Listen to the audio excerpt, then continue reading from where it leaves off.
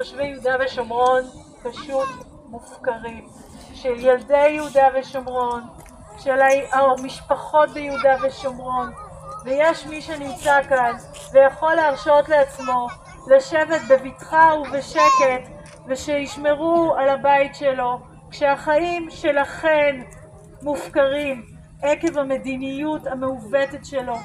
כשהוא מתעדף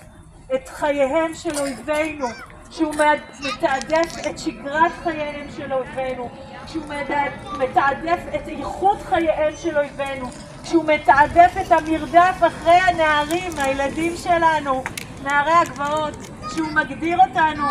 כאלימים, כשהוא מייצר את אותם ביטויים של אלימות המתנחלים, ואחר כך הוא בא ומתחנף לתושבי,